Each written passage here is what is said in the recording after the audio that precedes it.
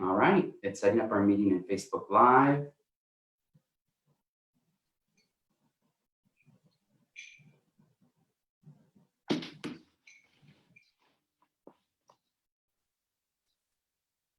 All right, I think we are live. Hello, everybody out there in Facebook land. This is Kevin Hunting with Two Steps Forward Coaching, and I'm with Lauren Weinreb of LBW Coaching.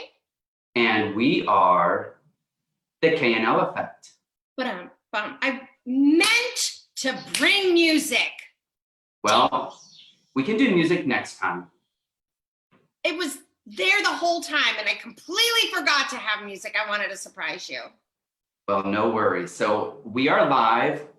If you're out there, please make yourself be known because, of course, we'd like to continue to make these more interactive as we create some traction over time. So today's topic is a continuation from last week where we basically were talking about inner blocks. And today's topic, last week was limiting beliefs, and today is what is called interpretations. And so just quickly, for people who are out there who may be joining who are not a part of the coaching circle or close to coaching, interpretations basically are stories, opinions, or judgments that we create about an event, a situation, a person, an experience, and we believe it to be true. So just you stop and think about that for a second. It's when we find ourselves in a story that we create around a few observations that we've made. I think as soon as we start giving examples, people will be like, oh yeah, I do that all day. Yeah. Because interpretations are my middle name. I am a walking interpretation. Although I'm getting better. So let's give it, that leads us to our next piece, which is now that you understand what an interpretation is, we're just going to give some examples, just solid examples, so that you can kind of get the bigger picture of, okay, I understand what the hell is an interpretation. And then we're each going to share our own personal story of an interpretation that each of us have actually had recently. And so do you want to give an interpretation that you've just an example of one? Sure. And I think that the reason people need to be aware of this is because the interpretations that you carry with you all day and that you step into actually create unnecessary havoc and catabolic energy in your life. They do not serve you. They get in your way. They create emotional discourse between you and the people you love and anything you have set forward to take care of. So I begin.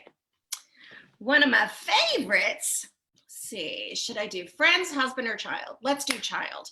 I have one with my children, Sophie. She just came out of high school, but I can tell you that when she was in high school and I would ask her to do things, parents, you ask your teenager to do something. Take out the garbage, please fold the laundry, call this person, text that person, some kind of something they need to be accountable to, whatever it is. Ask your kid to do it. They don't do it. And, for a while, you're okay. I would ask my daughter, whatever it was, the list would go on, put it on the list, fill in the blank. And then I would find myself getting really pissed off. And after a while, I would ask her to do something. And I decided, because she knew we would fight every single time, I decided that because she knew it upset me, that she didn't respect me and didn't care about me. And that she didn't care about me enough, which is it was just this, you feel hurt because people do things and you take it personally. So I decided she didn't respect me and this was personal. Now, the golden rule of having children is you're not supposed to take things personally, but it's very hard. So one day I decided to share with her and I said, Sophie, when you do X, I can't even begin to tell you one of the 75 million things that happened. I said, I feel really bad. And it makes me feel like you don't respect me and you don't love me, or, there's like less love. Like you just are so angry at me. And she goes, I can't believe you would think that. She goes, Mom, it has nothing to do with that. You asked me and I have every intention of doing it, but then I forget, or I just get lost, like I just don't do it. She goes, I'm not having a thought of intentionally not listening to what it is that you're saying. It's actually the frontal lobe. But I don't really want to give her that vocabulary because my other daughter used it against me. Whenever she didn't do something, she would scream frontal lobe. And so this kid, I completely forgot I was in the same place again. She said, Mom, I can't believe that you would think that. She goes, I don't remember. I just get completely distracted. She goes, next time you have that problem, say, I'm feeling this way. And then I can tell you, I'm just being a 17-year-old asshole. And that kind of changed everything for me. Okay. But I think that was a really long example. So that was like half your life story right there that you put out there. I'm just jumping in, I'm doing a little intruding. So another great example that I think a lot of you can relate to, especially if you're in a professional environment, is you walk into the office, you actually say hi to your boss, and your boss doesn't say hi back to you. And so that then you start creating this whole story in your head about, why did he or she not say hello to me? Is it something that I did? Is it something that I maybe forgot to do yesterday? Are they upset at me?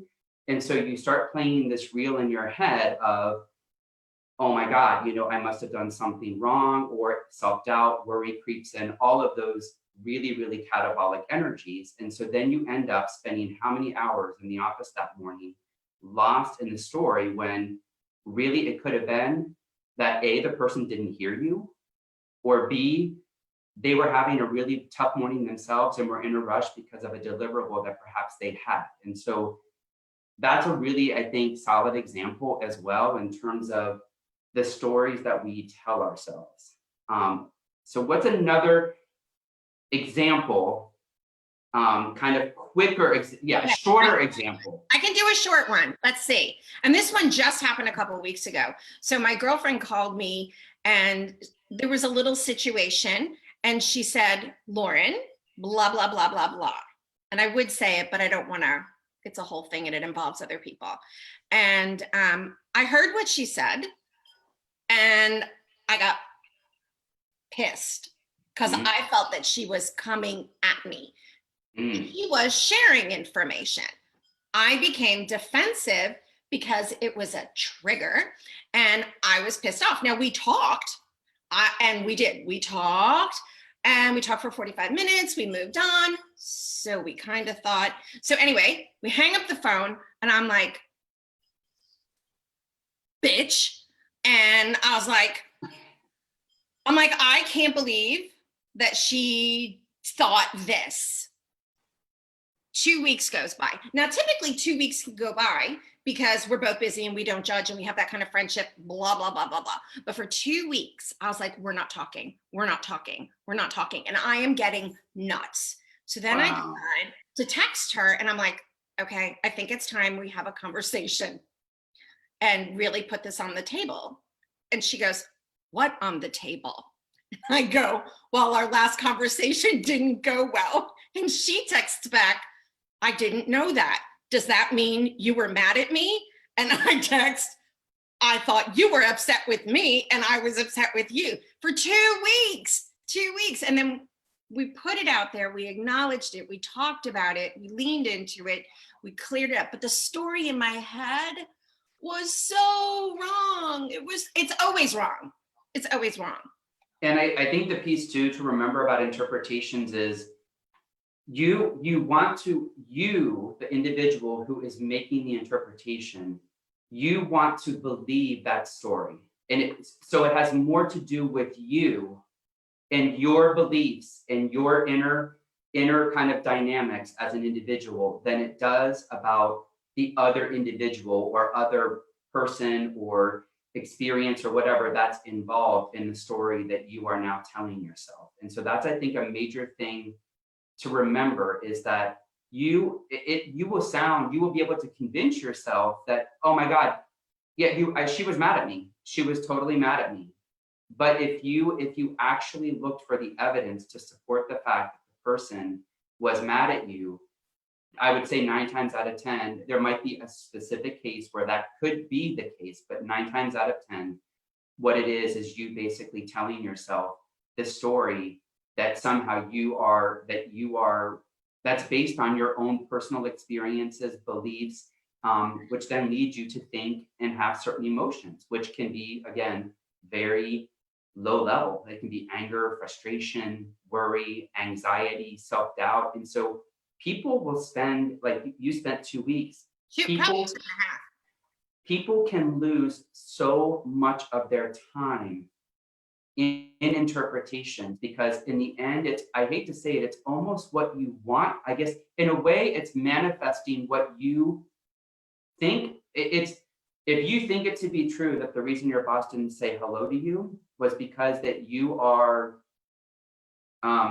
either not capable, or that you start to self-doubt your worth in terms of that relationship that you have, it has more to do with you and how you view your own worth than it does the other person. So I guess what I'm trying to say is that dynamic that's happening is actually really more about you. And that's why it's so important. We're sharing this with you right now, is that, again, interpretations these are powerful beliefs that we can get hung up in ourselves. And they can ruin, they can ruin relationships. It can absolutely ruin relationships. And I can tell you for sure, the part that I didn't put in there was that I know that in my experience from working with people, that most of the time your interpretations are coming from your own fear. It's what you said. Yeah. What your mind is telling you. It's your history. It's your fears. It's all of the filters that you have, all of the experiences. And so you're pretty much just going round and round, looping in a fear and a self-doubt that's being projected onto a relationship. Now you're in the hot seat. Share one with me. So, I would say one for me recently, actually, funny enough, is with Lauren, who's right here with me. So I'm sharing with her basically a limiting belief that I had, which I think it was just this past week. I was texting her in the morning about something we were working on, and it was like radio silence. And this was at, like 8 in the morning. And I could see, I think it was WhatsApp. So I think I saw that she had read it, so that she had received it, but there was no response. And so like 2 hours went by, no response. And this, mind you, this is unusual because normally when we're communicating with one another, it's pretty immediate. I know codependence. You can say codependence. You can tell not codependence. This is not codependence. This is fuel and fire and beauty and jam. That's true. This is a lot of beautiful energy. That's what it is. But what basically ended up happening is I started to go to a place where I was like, God, did I maybe upset her? Like yesterday when I was talking with her, did I say something that may have upset her? And so again, I was able to catch myself because I understand fundamentally what an interpretation is. And I started to realize, I'm like, well, Kevin, what evidence do you have that she would be upset with you? What's another possibility of why she hasn't gotten back to me yet? But again, our default, it's human nature, is to go to sometimes those places where we want to tell ourselves something. And I think what the real beauty, and got to me the power in all of this, like you said, is it kind of takes away your own personal power. And I mean that in terms of, it can kill your own joy.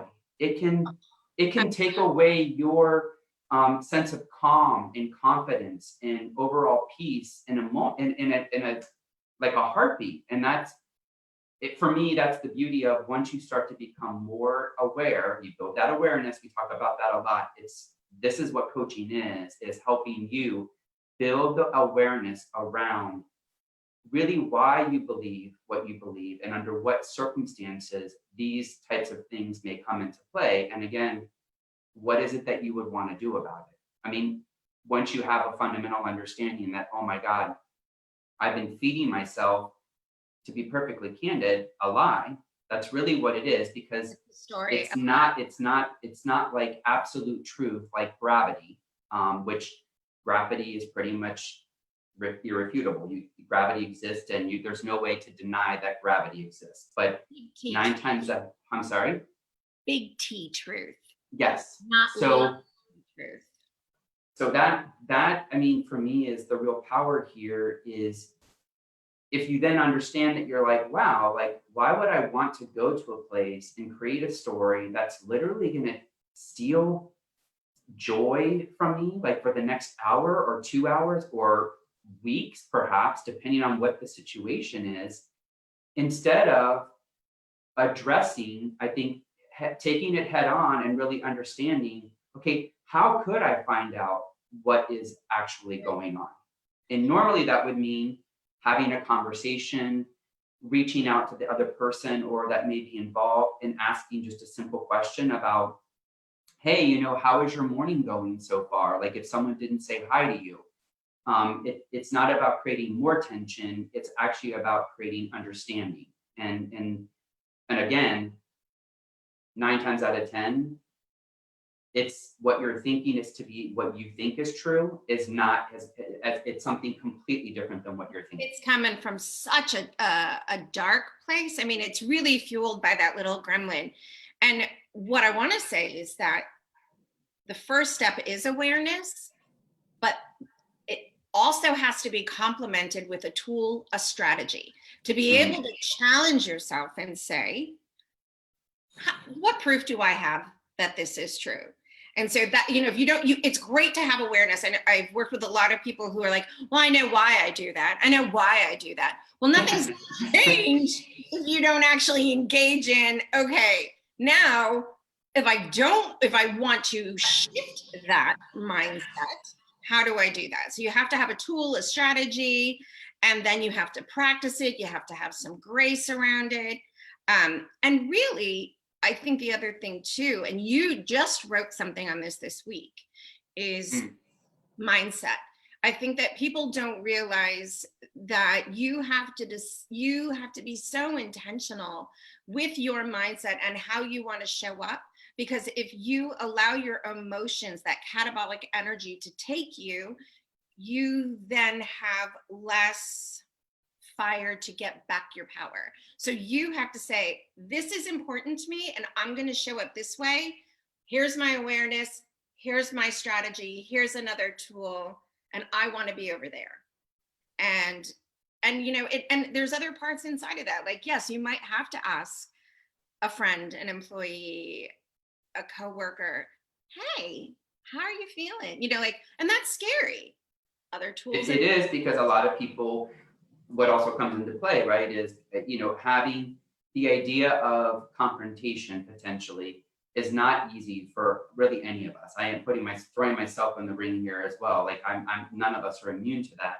But having the confrontation and approaching a conversation where things may get heated can still be done in a way where it's diplomatic and you're trying to come from a place of curiosity and understanding, versus, again, allowing yourself to go to a place where you're showing up angry, frustrated, perhaps yelling, which again then is going to result in the other person reacting probably a certain way. So if you don't create that space where it's coming from a place of, hey, I'm really curious about this because I care about our relationship. I really respect the relationship and I want to, build on the healthy relationship that we already have.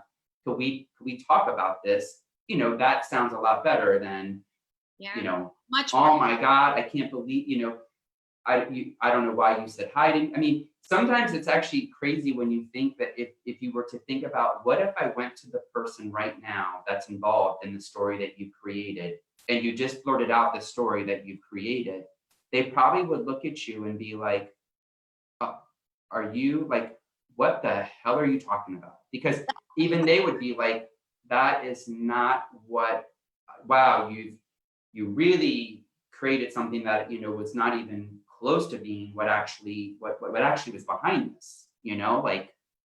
What I would love to do? I would love, whether you're on replay or you're live now, And Kevin, I'm sure I'm speaking for you. I hope that's okay.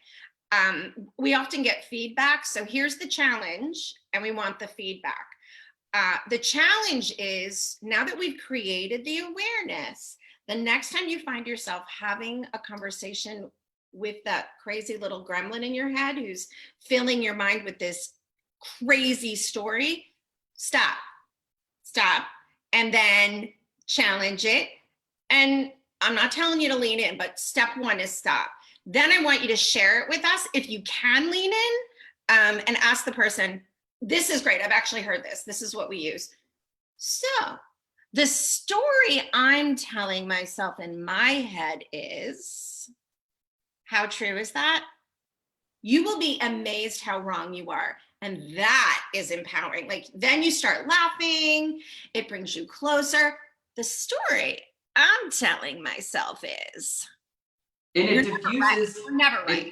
It diffuses your own inner negative energy that you might be experiencing or feeling really in the moment. But also, again, if you're allowing it to fester, sort of sit inside, and you're literally telling yourself the story, and you're adding more to the story and adding more to it.